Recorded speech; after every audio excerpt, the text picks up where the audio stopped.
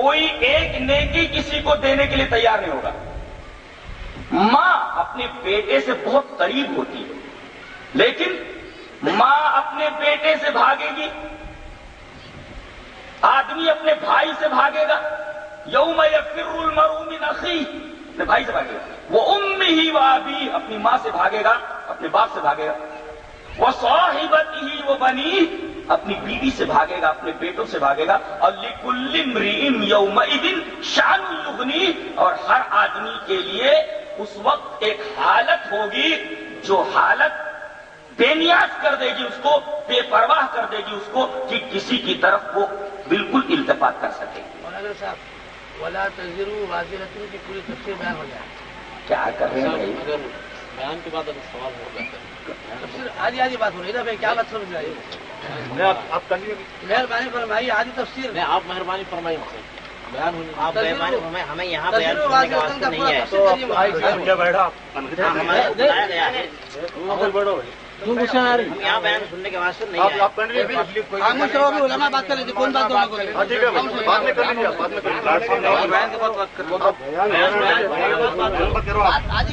پہلے جو ہے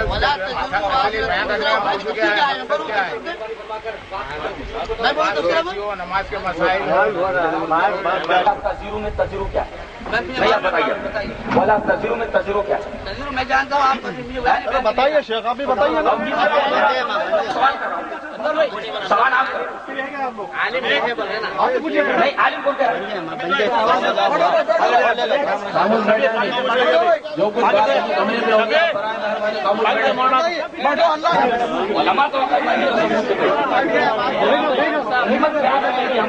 یذہبکم، اگر وہ چاہے تو تمہیں فنا کر دے، وَيَأْتِ بِخَلْقٍ جَدِيدٍ، اور ایک نئی مخلوق تمہاری جگہ پر لے آئے۔ وَمَا ذَلِكَ عَلَى اللَّهِ بِعَزِيزٍ، یہ چیز اللہ تبارک و تعالیٰ کے اوپر کچھ بھی مشکل نہیں ہے۔ وَلَا تَزِرُ وَازِرَةٌ وِزْرَ أُخْرَىٰ، کوئی نفس کسی نفس کا بوجھ نہیں اٹھائے گا، اور اس کی وضاحت تو خود قرآن میں ہے، ہم کو مزید تفسیر کرنے کی ضرورت نہیں ہے، قرآن حکیم نے خود اس کی تفسیر کر دی ہے۔ کیا فرمایا؟ یا بنی اسرائیل اذکروا نعمتی التی انعمت علیکم وانی فضلتکم علی العالمین۔ اس کے بعد کیا فرمایا گیا؟ واتقوا یوما لا تجزی نفس عن نفس شیئا، یاد کرو وہ دن، ڈرو اس دن سے، واتقوا یوما لا تجزی نفس عن نفس شیئا ولا يقبل له شفاعة ولا يؤخذ منها عدل ولا هم ينصرون۔ تفسیر فرما دیجیے، غور کیجیے، پہلی بات کیا کہیں گے؟ کوئی نفس کسی نفس کی طرف سے بدلہ نہیں دے سکتا۔ کیا مطلب ہوا؟ کہ اے اللہ یہ بندہ گنہگار ہے، اس کو چھوڑ دے، مجھے اس کی جگہ میں محفوظ کر، اس بندے کو جنت میں ڈال دے اور مجھے جہنم میں ڈال دے۔ یہ ہے جزاء نفس عن نفس۔ کوئی نفس کسی نفس کا بدلہ نہیں دے سکتا۔ ایک بات تو یہ ہوئی، ولا يقبل منها شفاعة، اور کوئی بھی سفارش اس نفس کی طرف سے قبول نہیں کی جائے گی، سفارش قبول نہیں کی جائے گی۔ سفارش کرے، اے اللہ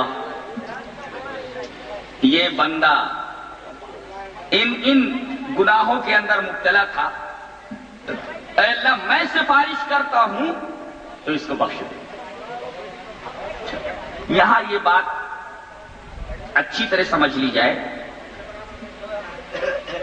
کہ اللہ تبارک و تعالی بعض لوگوں کو، جس میں انبیاء کرام ہیں، صدیقین ہیں، شہداء ہیں، صالحین یعنی اولیاء کرام ہیں، ان میں سے جس کو چاہے گا، جن لوگوں کو چاہے گا سفارش کی اجازت دے گا، اور وہ سفارش کریں گے ان کے حق میں جن کے حق میں سفارش کیے جانے کا اللہ حکم دے گا.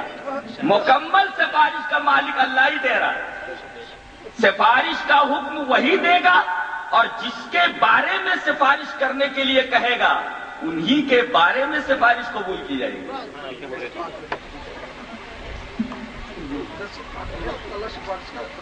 جی ورنہ وہاں تو کوئی بات نہیں کر سکتا ڈر کے مارے. اللہ نے فرمایا یوم یقوم الروح والملائکۃ صفا. یوم یقوم الروح والملائکۃ صفا. ملائکہ حضرت جبرائیل کے ساتھ صف در صف کھڑے ہوں گے. لا یتکلمون. بات نہیں کر سکتا کوئی, بات نہیں کر سکتے. الا من اذن لہ الرحمن, مگر اللہ جس کے لیے بات کی اجازت دے. چلو اس کے بارے میں بات کرو, ہمارا اذن ہے, اب بات کرو. اچھا, کن لوگوں کے بارے میں اذن دیا جائے گا یہ تو معلوم ہے کہ اللہ تبارک و تعالی نے جن کے اوپر انعام کیا ہے وہ 4 گروہ ہیں. وہ تو قرآن سے ثابت ہے. کون ہے وہ؟ اہدنا الصراط المستقیم صراط الذین انعمت علیہم. ان لوگوں کا راستہ اے اللہ جو منعم علیہم ہے, جن پر تو نے انعام کیا. وہ کون ہے اللہ نے بتا دیا. ومن یطع اللہ والرسول فاولئک مع الذین انعم اللہ علیہم من النبیین والصدیقین والشہداء والصالحین. یہ 4 گروہ ہیں. انہی لوگوں میں سے اللہ تبارک و تعالی سفارش کے لیے کھڑا کرے گا جن کو چاہے گا, اور اجازت دے گا خود سفارش کی, اور جن کے بارے میں سفارش کی اجازت دے گا یہ اسی کے بارے میں سفارش کریں گے. ہر ایک کے بارے میں نہ تو سفارش کی اجازت ہوگی اور نہ ہر ایک کے بارے میں سفارش کریں گے.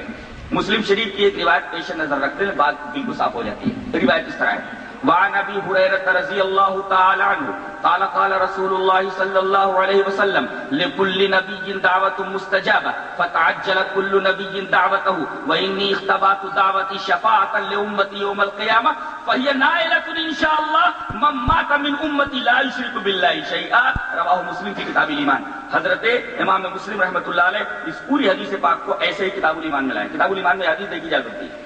حضرت ابو ہریرہ رضی اللہ تعالیٰ عنہ فرماتے ہیں کہ رسول اللہ صلی اللہ علیہ وسلم نے ارشاد فرمایا کہ ہر نبی کی ایک دعا لازماً قبول ہوتی ہے. یوں تو اللہ تبارک و تعالی نبیوں کی جو دعا چاہے قبول کرے اور جو دعا چاہے قبول نہ کرے. اللہ تبارک و تعالی نبیوں کی جو دعا چاہے قبول کرے اور جو دعا چاہے نہ قبول کرے. لیکن ایک دعا کے بارے میں اللہ تبارک و تعالیٰ نے فرما دیا کہ ہر نبی کی ایک دعا میں لازماً قبول, بارے میں کہتا ہوں کہ لازمی طور پر قبول کروں گا. اب یہ بات تو نبیوں کے لیے کہہ دی گئی. رسول اللہ صلی اللہ علیہ وسلم نے ارشاد فرمایا فتعجل كل نبی دعوتہ. ہر نبی نے اپنی دعا جلدی کر ڈالی, یعنی دنیا ہی میں اس کو خرچ کر دیا اور دعا قبول ہو گئی. ہر نبی کی دعا دنیا ہی میں خرچ ہو گئی اور ان کی وہ دعا اللہ کے وعدے کے مطابق قبول کر لی گئی.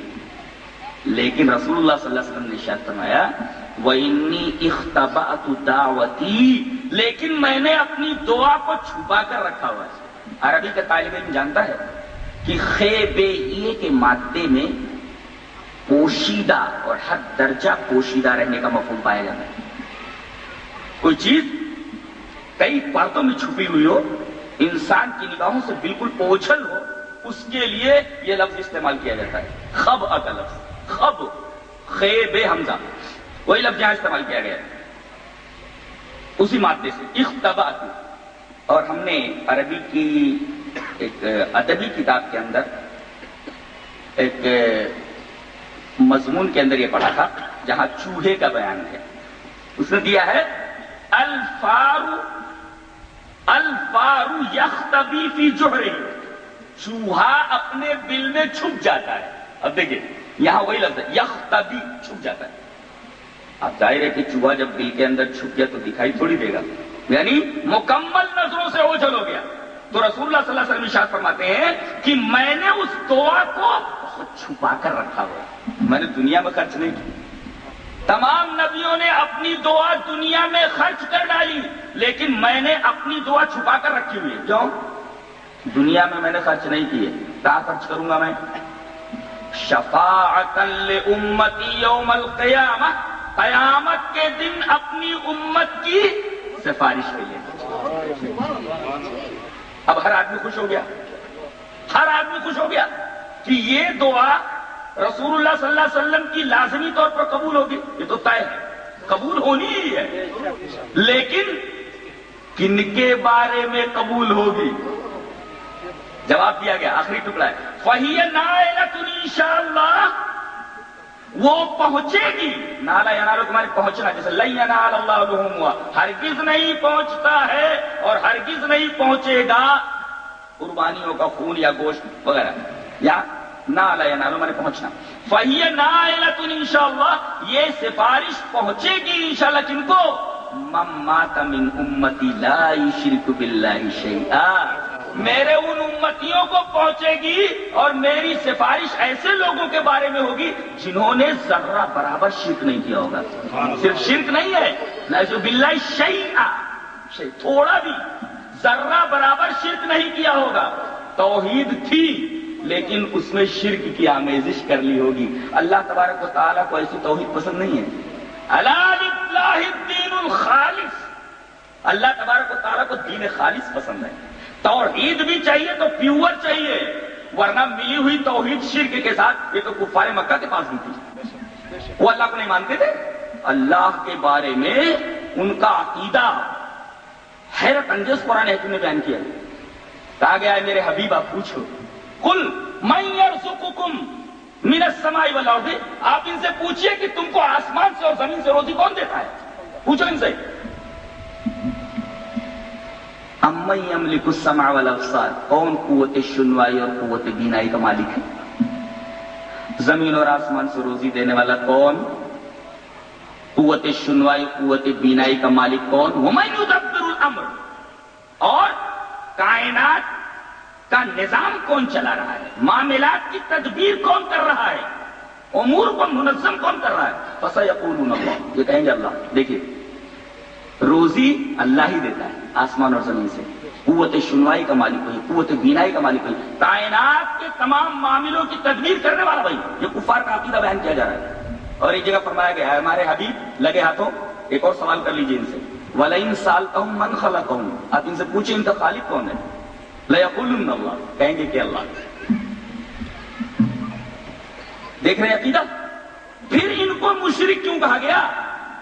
اس لیے کہ یہ ایک معبود کو مانتے ہوئے اور بہت سارے معبودوں کے بھی ماننے والے تھے، تبھی تو ان کا ایک حیرت انگیز جملہ حیرت کے انداز میں اللہ تبارک و تعالیٰ نے سورہ صاد میں نقل فرمایا ہے، اجعل الآلہۃ الہا واحدا ان ھذا لشیء عجاب، کہتے تمام معبودوں کو ملا کر ایک معبود بنا دیا محمد نے صلی اللہ علیہ وسلم، تمام معبودوں کو ملا کر ایک معبود بنا دیا، ان ھذا لشیء عجاب، یہ تو بڑی عجیب بات ہے۔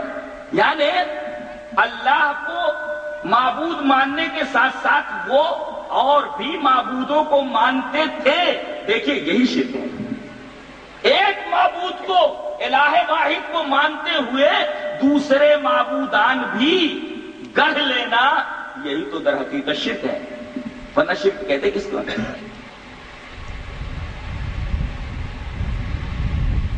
تو سفارش بھی اللہ کے رسول صلی اللہ علیہ وسلم اللہ کی اجازت سے کریں گے، اور وہ دعا کی لازماً قبول ہوگی سفارش کی، لیکن کن لوگوں کے حق میں؟ مسلم شریف کی روایت صاف طور پر کہہ رہی ہے کہ جن لوگوں نے شرک نہیں کیا ہوگا۔ اچھا، کیا ایمان والا بھی شرک کر سکتا ہے؟ ایمان کا دعویٰ کرنے والا؟ جی ہاں، قرآن حکیم میں ہے، سورہ یوسف کے اندر اللہ نے فرمایا وَمَا يُؤْمِنُ أَكْثَرُهُمْ بِاللَّهِ إِلَّا هُمْ مُشْرِكُونَ، ان میں سے اکثر اللہ پر ایمان رکھتے ہیں اس حال میں کہ وہ مشرک ہیں۔ دیکھیے ایمان کے ساتھ ساتھ یہاں شرک موجود ہے، اور اللہ تبارک و تعالیٰ کو ایسا ایمان جس کے اندر شرک کی آمیزش ہو پسند نہیں ہے، نہ ایسے لوگوں کے لیے ہدایت ہے، نہ ایسے لوگوں کے لیے امن ہے۔